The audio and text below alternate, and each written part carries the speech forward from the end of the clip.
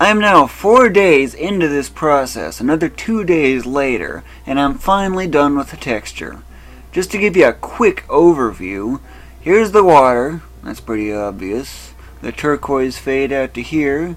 Here's a sandy beach with beach umbrellas and beach towels all there. These are buildings to be done in separate images, of course, because those are going to have a Y span instead of just X and Z. It's going to be X and Y. Z is this way. And of course you got these gravel roads here, and you got a paved road with lines, and even with a turn lane in here for a right turn. And of course you got the concrete pathway, much like Jeremy's house, with the houses over here, because the houses are pretty much the same thing. I can only do shadows if the object is consistent or part of the ground decals. But if the heights are so varied, like Ronus, I can't possibly do shadows without needing something so much bigger than this, and easily passing 96 MB memory. And of course you'll notice that some areas are extremely dense and others are not. Just to give you some contrast, in this area it's kind of a mess. And of course, if this is any hint, random number generator. Isn't that so common? Gotta love random number generators. So, however, I'm actually not quite done. But I just said I was done. Well, that's actually the texture itself. There's nothing else to do as far as the artwork stuff goes. Now, I need to finalize the texture. So, how do I go about doing that then? There are a few things I need to do. The first thing is, of course, I need to prepare. Duplicate the background layer. And let's see, this one, the first thing I need to do, obviously, is either process the texture that's going to be used, or I'm also going to get the shape, much like you saw with the clouds. Remember that curved thing that I had that was calculated? Let's see. Texture base. Well, you remember Excel, right? Okay. Here it is. You might be wondering what this column is all about, these two in particular. Well, this one especially, because this one otherwise hasn't been covered, along with this. So what's the significance of these? Well, it actually turns out to be pretty simple. What's the difference? Well, that's what this phase of the process is all about. Let's see, make this visible. I don't need anything else. Clear that, make this white so I have maximum contrast. And I need to make the image 1 pixel bigger on both sides. Why is that? There's a bug with GIMP's autocrop. And if you want to see it, I'll show you. Okay, looks pretty normal, right? Layer, autocrop. Guess what's going to happen? That should not have been cut out. That's the bug. And the only way to work around that is to, of course, do this. That just gives you the idea. It's a bug I've known about for a long time. I even reported it in GIMP's Bugzilla a long time ago, but can't use GIMP's Bugzilla anymore because it's always for horrible versions I never use, or they're more like downgrades than anything else. In a sense, let's see. So what about this then? Well, this is where I again use the window as a bookmark. And this is actually where it goes by pretty fast. This one is not used. Why isn't this one used then? There's actually a reason for that. 24 is actually the start of the actual textured ground, and thus it must be separate. This is actually different, and that's kind of in between ground texture layers. So that's the first one I do. Notice how I'm scrolling all the way out to a certain point. Okay, 5447. Okay, I need to find that position. I'm scrolling just so you can see. And of course I do need to readjust this so it's on the top here. 5447. That's right there. Okay, now what's this one all about? Well, that's how long I need to make this, except GIMP reports the wrong size. This is 3 pixels here, okay, but it shows 2. Count them. 1, 2, 3. Okay, that's 3. But here, same thing, that's showing 2 right there, you can see that. And yet, for 3, it's going to end up 4, so I have to subtract 1, which is really annoying, because it's based on the center of the pixel rather than the edge of the starting point to the edge of the other end over here, but you get the idea anyway. Okay, and this one I do 5433. Notice how it lines up, and I just do another 14. That's what those columns are for. And I just keep doing this, and sometimes I do it in bulk, like that. And I see 14s until that number, so I'll just do that.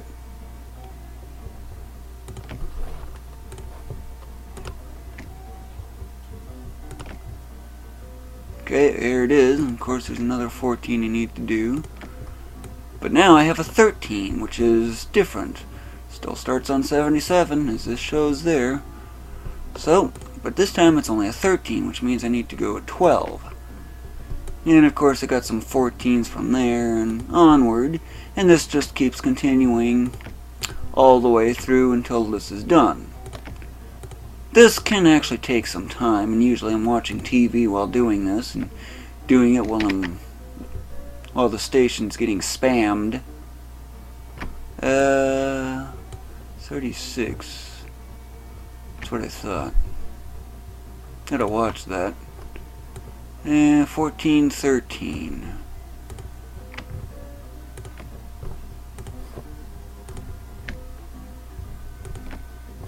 And of course, save frequently.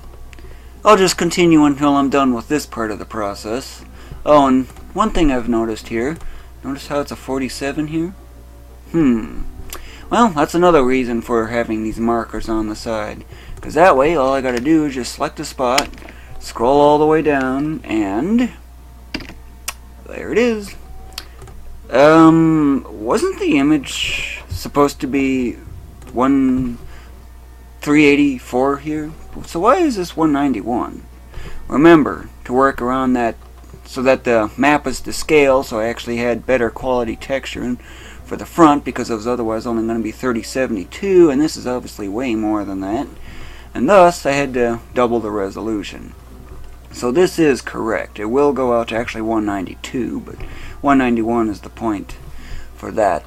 But at least you get the idea and what I need. 3 7s this time. Notice that I'm using copy paste. I'm just about done, and doing it manually like that is often faster. See, you got 2 7s and a 6.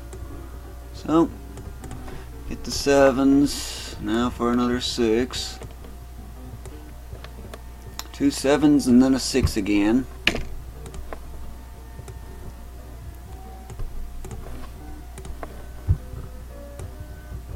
Yep, this is basically what I do.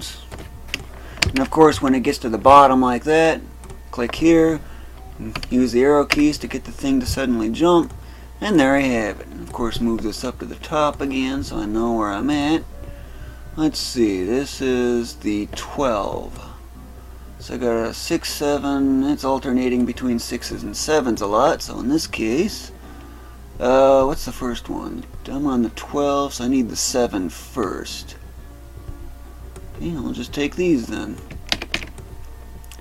This is where copy paste comes in just so handy.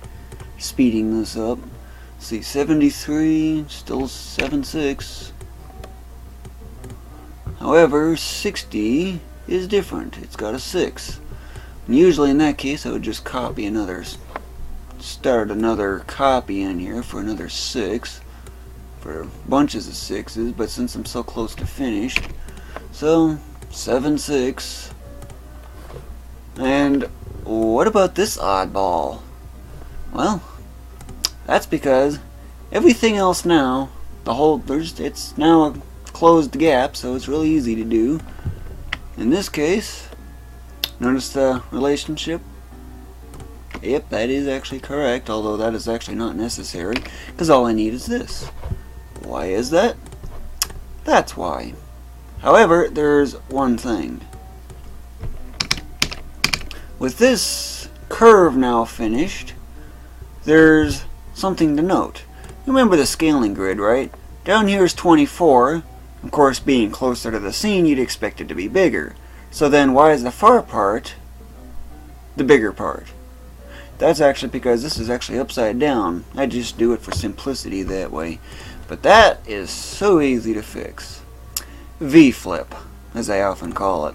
And there you have it. No big deal. Real easy.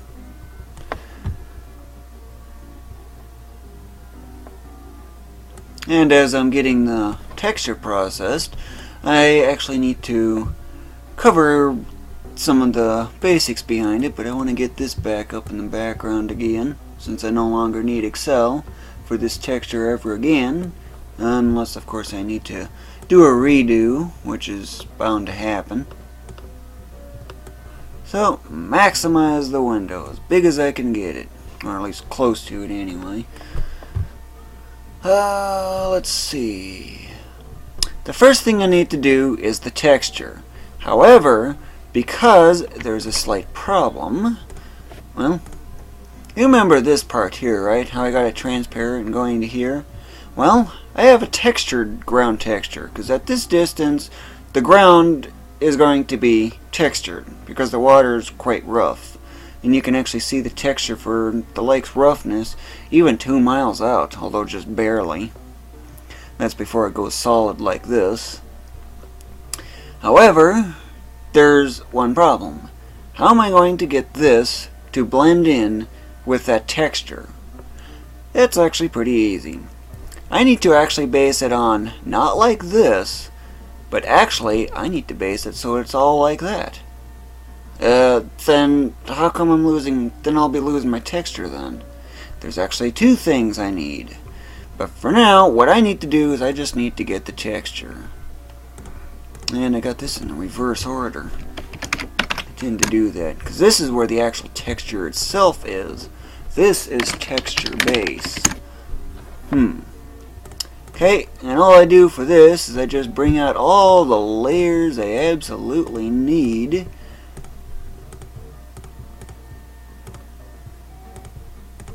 Scaling grid I do not need. I use this as a boundary marker in a sense. So, okay, I don't really need to do that, but so all I need to do, of course, save first, wise to do frequently. Image, flatten. Why I do that? It improves accuracy, so the colors are slightly more accurate. And it's just a quick routine anyway. And I do that copy just to ensure it gets copied. So then, what about getting the texture and stuff in there? Well, this of course is the texture, but the transparency, that is actually easy to do. So I need to duplicate this, and this becomes not texture base, but alpha map. Of course, this is base. This one I have to generate. And it's only from this that I actually get the data from. That's really all there is to it. So, let's see here. This must start black. This I need to make the image size again. Let's see. I need to be able to see it. See, that's what I thought. Yep. So I need to correct that. I was doing that to optimize it for memory usage reasons.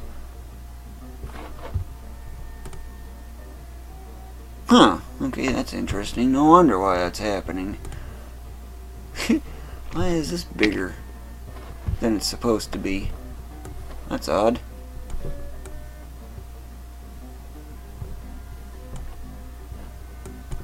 I know I didn't resize this. Oh well, no big deal.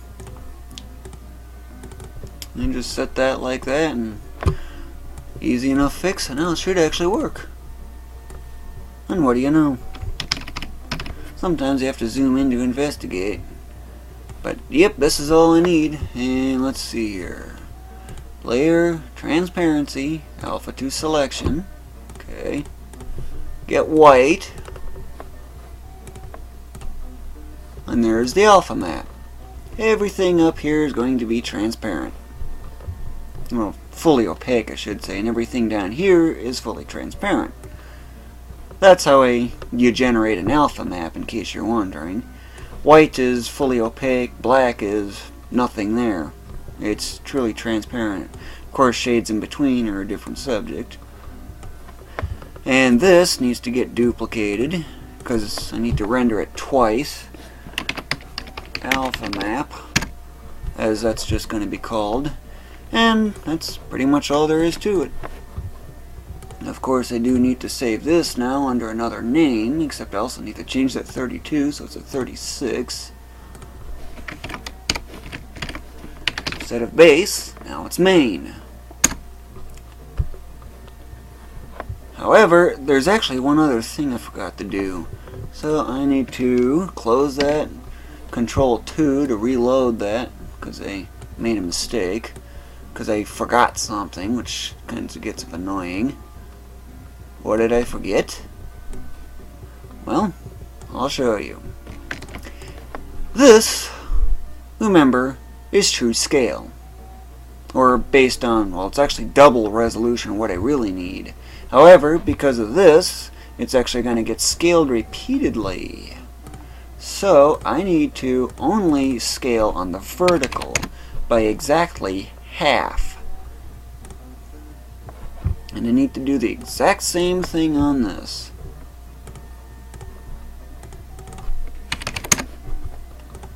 Okay, link these two, get the layer move tool, zoom in, and line these up, not to the edge, but so that there's 1 pixel gap in there. These, however, I should delete this one temporarily, because I need to make a fix on here. And that is, let's see, here's this pixel, and that's 5447. Let's see, that would mean, see that, 5449, if I otherwise remember. Nope, it was 5448. Yep, 5448.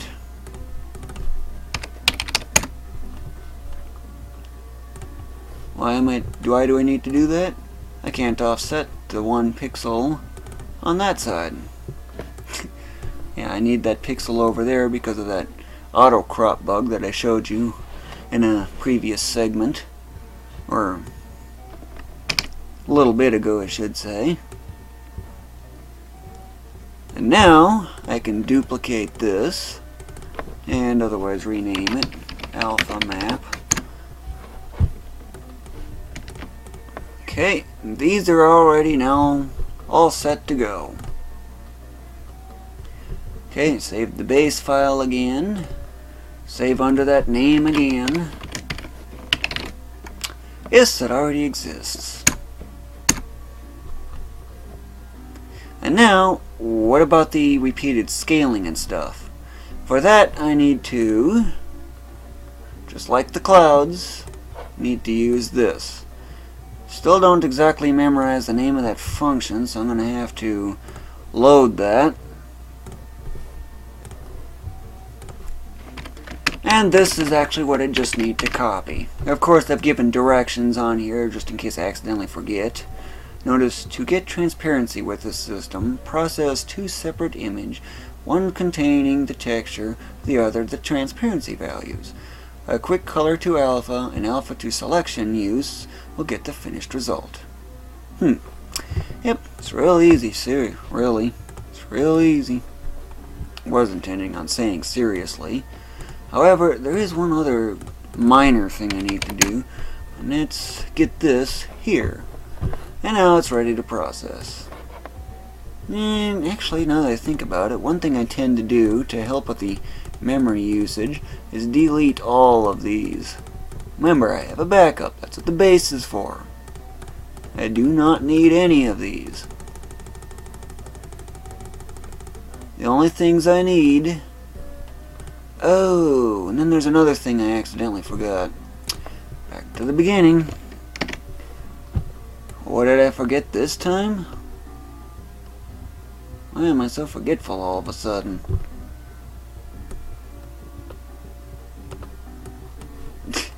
And then I miss. Alright, where are you?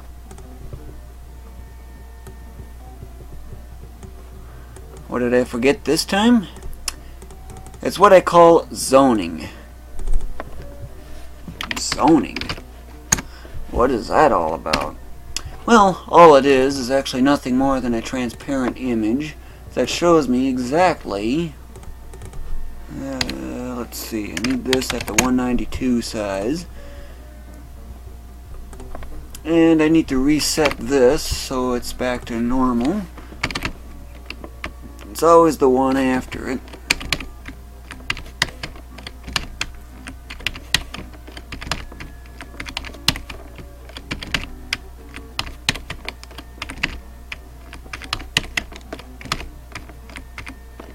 Of course, that's all I needed there. Now this is actually where this data really comes in. Of course, save that again so I don't lose it. Okay. Well, you see how it stops at 47, right? Add 1 to that. Except I need to first. A lot of pretty colors. What's with that color? It's just something that stands out. Scroll all the way to the end over here and make sure I get that pixel. And now I need that 47 plus 1 more, which is basically 48. There's 48 pixels. Now I fill that in. This I make a little lighter shade. Okay, now I look where it stops again, and I see it stops, well, in this case 54. Really bright. And instead of starting way over there, I actually just start here instead. And of course get that 54.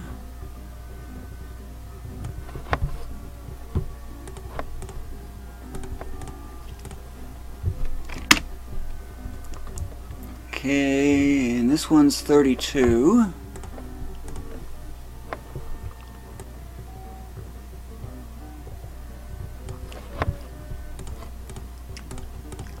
And it looks like I should have 1 more. Yep, just a puny 10. I think I have a case where I have 8. Really tiny 8.